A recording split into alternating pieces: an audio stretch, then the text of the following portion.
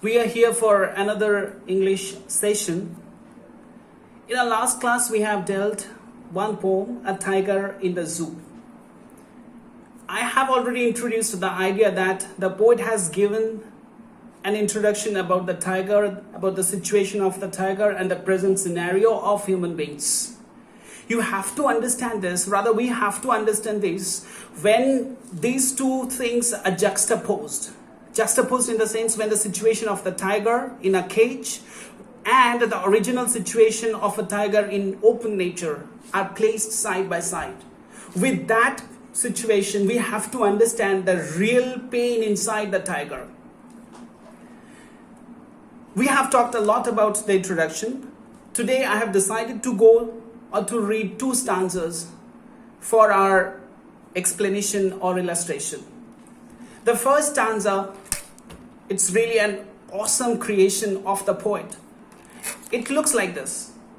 I have my laptop, I'm reading it out from my laptop. He stalks in his vivid stripes, the few steps of his cage, on pads of velvet quiet, in his quiet rage. Very small stanza consisting of 4 lines. The poet begins with personification. The tiger is used as he. Normally for animals, it's a rule of grammar that for animals we are using the pronoun as it. So therefore, the personification shows the intimacy of the poet, that the tiger actually reigns or is very close to the poet. So he stalks in his vivid stripes. Stripes. It's very glorious, very gorgeous. That's the beauty of a tiger. That stripes. And especially Royal Bengal tiger is very famous for its stripes. This is attraction. He stalks in his vivid stripes. It's vivid. Vivid means very clear. Very clear. It's very transparent. If you look from a distance, definitely you could easily understand that there is a presence of a tiger. He stalks in his vivid stripes, the few steps of his cage. It's an ironical statement that the poet has given over here. His cage. The cage becomes his. Another set of personification, another example of personification. It becomes his cage. Perhaps the poet is ironically trying to say that this cage is nominated for the tiger. This is a nomination. The few steps. In my introduction, I have already shared that the cage is having a limited space. And the tiger has to be there in that particular limited space where there is crunch of space. The tiger is really free in nature, but that freeness is snatched away from the tiger. So the tiger has to adjust in such a limited space. So therefore the tiger cannot run. The tiger cannot chase a deer. The tiger cannot pounce on his prey. Rather he stalks with few steps. It's going to be a very slow movement. And this slowness talks about that the tiger is powerless. The tiger is meaningless. And the tiger is also hopeless and helpless at this situation. The few steps of his cage on pads of velvet quiet. Wonderful imagination. The poet has given another figure of speech over here through the word velvet. It's a metaphor. Velvet is actually thick cloth, so thick that if you make little bit noise, if you tap into it, you will not get any noise. So the poet is comparing, or the poet is trying to imagine that it's made of velvet. So when the tiger is walking, you are not getting any sound. Stealthily, there is an English word, stealthily. The moment the tiger walks, you are not getting any sound. It's just like a cat. When the cat comes, you are sitting there, you are lying there, but the cat enters, nobody could understand the presence of the tiger. Or the cat, sorry. So this is just an imagination on pads of velvet quiet, in his quiet rage. The poet is trying to imagine the situation, rather it is an empathy. It is an empathetic condition that the poet is trying to show, or rather he is trying to arouse amongst his readers. The tiger is not happy with his own situation. The tiger is not relaxed. There is always an intrepidation that is going on in the tiger, mentally totally patched and tormented, but nobody could understand the pangs, the pathos in the tiger.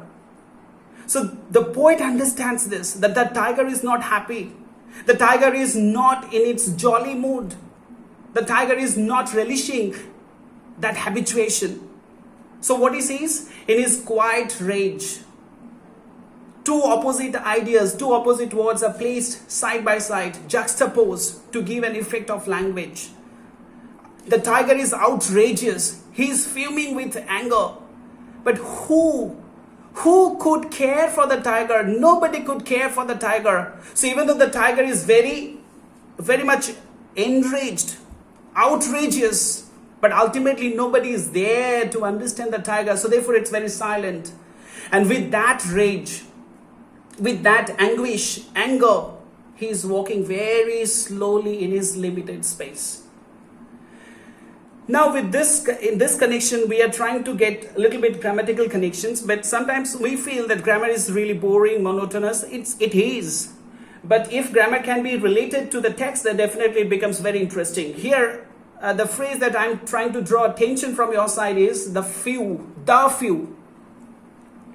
There are three words. Few, let me write.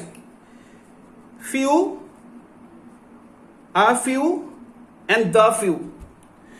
Now we have to understand what's the subtle difference amongst these three words. If I talk about few, it means very little. It has a negative impression. If I talk about a few, it insinuates, or rather it denotes some amount. And the last, the few, it talks about whatever sum, the full amount of sum.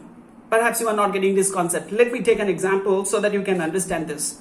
Suppose in your class the strength is 60. But if I speak like this, that few students came in school, so it means that only 2 or 3 students came in school. It's a very negative impression, almost none. So few students. But if I'm trying to say that our few students, maybe it's 10, maybe 15, maybe 20. Numerically, you cannot determine that what could be the number. Then only I can say that this is a few or the few or few. It's not like this. Just it's a concept.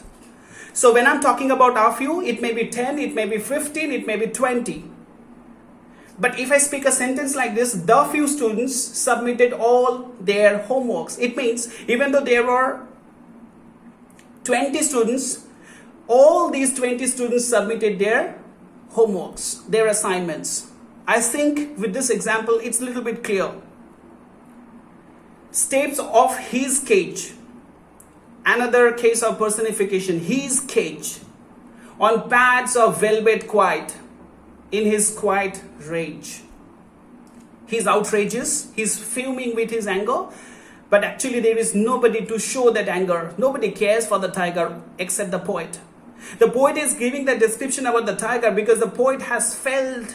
The poet is empathetic to the tiger. Therefore, he could feel the real pangs, the real intrepidation, the real unhappiness in the mind of the tiger. Physically, he is okay. On time, he's getting food, this and that, treatment also. But ultimately, the tiger is not able to enjoy the freeness of the nature. Because I told in my introduction that a tiger doesn't match in a cage. Birds do not match in a cage. They should be free. And the moment you can see, you can have a visualization of tiger, birds, any animal in the openness of the nature. It has its own glamour. It has its own attraction. But the same tiger, same bird, they do not appear to be attractive. There is a famous Bangla line, Bonnera bone sundor, shishura matri kore.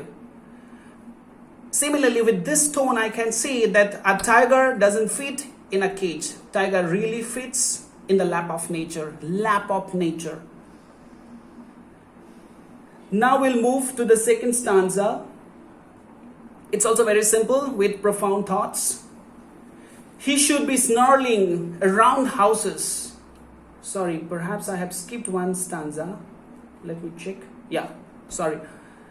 He should be lurking in shadow, sliding through long grass, near the water hole, where plump deer pass. This is a hypothetical statement by the poet. Hypothetical in the sense it's quite imaginary. The poet is trying to imagine if tiger would have been free, what could be the activity of the tiger. He should be lurking in shadow. Here, snarling in the sense that the tiger is trying to hide so that it can really pounce, really chase its prey. Prey. Prey means victims. Sliding through the long grass. In different channels, you have already witnessed that these wild animals, before they pounce on their prey, they wait. It's a patient wait. If they become impatient, then the victims may be out of their hands, out of their clutches rather. But they have to hide themselves only to attack those prey victims in its opportune time.